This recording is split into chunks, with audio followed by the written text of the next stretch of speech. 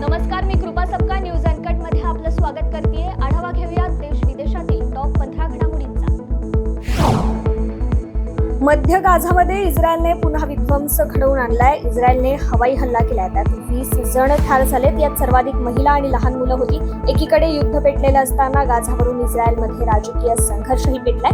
गाझावर कोणाची सत्ता असेल यावरून राजकीय नेत्यांमध्ये प्रचंड वाद सुरू आहे. इराणमध्ये काल रात्री झालेल्या हेलिकॉप्टर दुर्घटनेत राष्ट्राध्यक्ष इब्राहिम रईसी यांचा मृत्यू झाल्याची माहिती समोर येते. पर्वतीय प्रदेशातून दाटधुक्यामधून मार्ग काढत असताना हा अपघात झालाय. रेस्क्यू टीमने दुर्घटनास्थळी दाखल होत अपघातग्रस्त हेलिकॉप्टरची पाहणी केली. मात्र या हेलिकॉप्टरमधून प्रवास करत असलेल्या सर्व जणांचा मृत्यू झाल्याचं सांगण्यात येत आहे.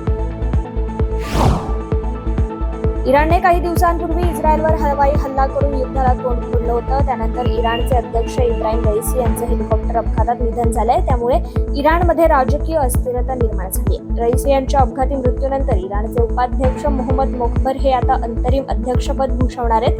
संसदेचे अध्यक्ष आणि सर्वोच्च न्यायालयाचे मुख्य न्यायाधीश यांची ही समिती पुढील 50 दिवसांच्या आत नव्या अध्यक्षपदासाठी निवडणुकीची घोषणा करेल. इराणचे राष्ट्राध्यक्ष इब्राहिम रईसी आणि परराष्ट्र मंत्री होसेन अमीराबदोनियान यांना घेऊन जाणाऱ्या हेलिकॉप्टरला काल अपघात झाला. या दुर्घटनाग्रस्त झालेल्या हेलिकॉप्टरचे अवशेष डोंगराळ भागात सापडले. ते पूर्णतः जळून खाक झाले. यामध्ये राष्ट्राध्यक्षांसह एकूण 9 लोक होते. या दुर्घटनेवर भारताचे पंतप्रधान नरेंद्र मोदी यांनी देखील दुःख व्यक्त केलंय. या संदर्भातील एक एक्स पोस्ट पीएम मोदींनी दिली आहे. इस्रायल आणि हमास दरम्यानचे युद्ध संपल्यानंतर गाझावर कोणाचे नियंत्रण असावे या मुद्द्यावरून इस्रायलच्या नेत्यांदरम्यान असलेले मतभेद समोर आलेत. पंतप्रधान बेंजामिन नेतन्याहू यांना त्यांच्या युद्ध मंत्रालयाच्या 2 सदस्यांकडून टीका सहन करावी लागते. त्यामध्ये नेतन्याहू यांचे मुख्य राजकीय प्रतिस्पर्धी बेनी गॅन्ट्स यांचा समावेश आहे. नेपाळचे पंतप्रधान पुष्पकमल दहल उर्फ प्रचंड यांनी आज विश्वासदर्शक ठराव जिंकलाय, असं वृत्त ANI ने दिलंय. मागील आठवड्यात जनता समाजवादी पक्षाने पाठिंबा काढून घेतल्याने दहल यांचं सरकार अडचणीत आलं होतं. डिसेंबर 2022 मध्ये पुष्पकमल दहल यांनी पंतप्रधान पदाची सूत्रे स्वीकारली. त्यानंतर त्यांनी चौथ्यांदा सभागृहात विश्वासदर्शक ठराव जिंकलाय.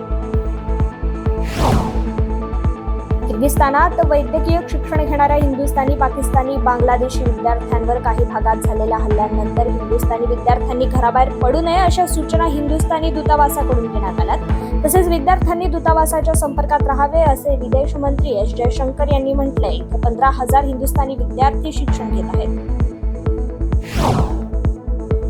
अमेरिकेत भारतीय संस्कृतीची विश्वासार्हता आणि लोकप्रियता वाढत आहे. अमेरिकेतील हिंदू विद्यापीठ आणि आंतरराष्ट्रीय हिंदू विद्यापीठ यांमध्ये गेल्या 10 वर्षात हिंदू अभ्यासक्रमातील विद्यार्थ्यांची संख्या जवळपास 4 पटींनी वाढली आहे. बांगलादेशचे खासदार अनवारुल अजीम अनार हे भारतात आल्यानंतर बेपत्ता झालेत. त्यांचे शेवटचे लोकेशन बिहारच्या मुझफ्फरपूरमध्ये भेटले आहे. गेल्या 3 दिवसांपासून ते संपर्क बाहेर आहेत. त्यामुळे बांगलादेशमधील त्यांच्या कुटुंबियांना चिंता व्यक्त केली आहे. बांगलादेशमधील अनवारुल यांच्या कुटुंबियांनी ढाका मेट्रोपॉलिटन पोलिसांच्या गुप्तहेर शाखेकडे मदत मागितली आहे. अफगाणिस्तानात 2 आठवड्यांपासून पावसाने हाहाकार माजवला असून मदतीसाठी सैन्याला पाचारण करण्यात आलंय. धक्कादायक बाब म्हणजे दिवसभरात 60 जणांचा मृत्यू झाला असून 2 आठवड्यात 370 जण दगावले. तालिबानी अधिकाऱ्यांनी दिलेल्या माहितीनुसार पावसाने मोठ्या प्रमाणात थैमान घातलंय. या परिस्थितीचे गांभीर्य पाहून तालिबान सरकारने हवाई दलाला पाचारण केलं असून मदतीसाठी सैन्य तैनात केलंय.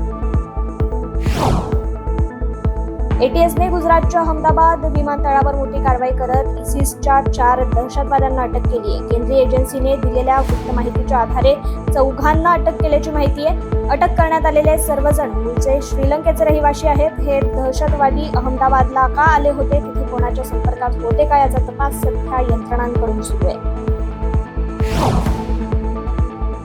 गांधी कुटुंबियांच्या 4 पिढ्यांनी राजकीय फायद्यासाठी वेळोवेळी राज्यघटनेत बदल करून भारतीय संविधानाचा अपमान केला, अशी जहरी टीका पंतप्रधान नरेंद्र मोदी यांनी केली. माझ्यासाठी राज्यघटना राज्यकारभाराचा सर्वात मोठा ग्रंथ आहे. भाजप सत्तेत आल्यास संविधानात कुठलाही बदल केला जाणार नाही, असेही मोदींनी स्पष्ट केले. ते ओडिसातील जगन्नाथपुरी येथील जाहीर सभेत बोलत होते.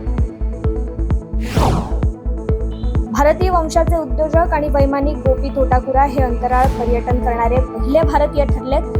काल गोपी तोटाकुरा यांच्यासहित एकूण 6 जणांनी अंतराळ पर्यटन मोहिमेत सहभाग नोंदवत अवकाशातील सफारीचा आनंद घेतलाय. अमेझॉनचे संस्थापक जेफ बेझोस यांच्या ब्ल्यू ओरिजिन या कंपनीच्या न्यू शेफर्ड या कार्यक्रमाअंतर्गत पार पडलेली ही 7वी मोहीम आहे.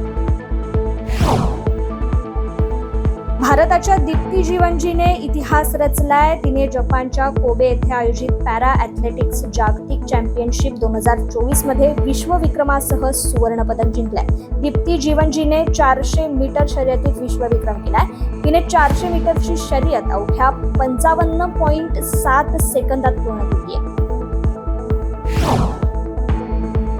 मँचेस्टर सिटीने काल इंग्लिश प्रीमियर लीग 2023-24 चे विजेतेपद जिंकले. सिटीने एकूण 8व्यांदा EPL विजेतेपद पटकावले. त्याचवेळी मँचेस्टर सिटी इंग्लिश प्रीमियर लीगमध्ये सलग 4थ्यांदा चॅम्पियन बनलाय. यासह सलग 4 वेळा इंग्लिश प्रीमियर लीगचे विजेतेपद जिंकणारा हा पहिला संघ ठरलाय. टॉप 15 मध्ये